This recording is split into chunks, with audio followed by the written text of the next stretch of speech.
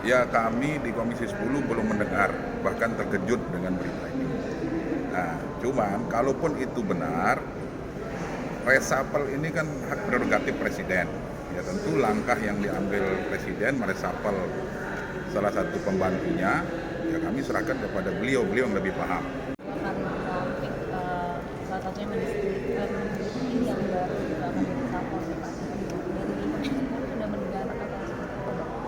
Ya, kami di Komisi 10 belum mendengar, bahkan terkejut dengan berita ini. Nah, cuman kalaupun itu benar, resapel ini kan hak prerogatif presiden. Ya tentu langkah yang diambil presiden meresapel salah satu pembantunya, ya kami serahkan kepada beliau yang lebih paham. Tapi yang jelas kami di Komisi 10 berharap agar menteri baru nanti pengganti Mendikbudristek saat ini harus mampu menerjemahkan visi misi dari Presiden Prabowo, terutama di bidang pendidikan tinggi dan sains dan teknologi. Sejak diangkat sampai hari ini Anda menilai Komisi 10 menilai bagaimana langkah dan kinerjanya?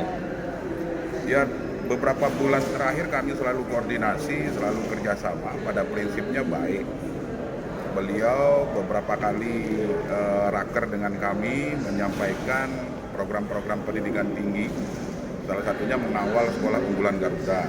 Kemudian terakhir kemarin kami raker juga akibat efisiensi anggaran, beliau juga ngotot sebenarnya tidak agar anggaran untuk pendidikan tinggi, baik itu beasiswa, BUPTN dan sebagainya, tidak terganggu oleh efisiensi anggaran.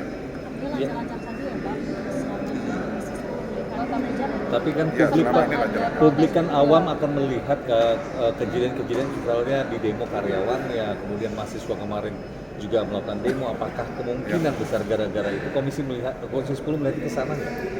Kalau komunikasi dengan Komisi 10 baik-baik saja. Nah, kalau persoalan internal di Kemdikbudristek, ya kami tidak akan ikut campur.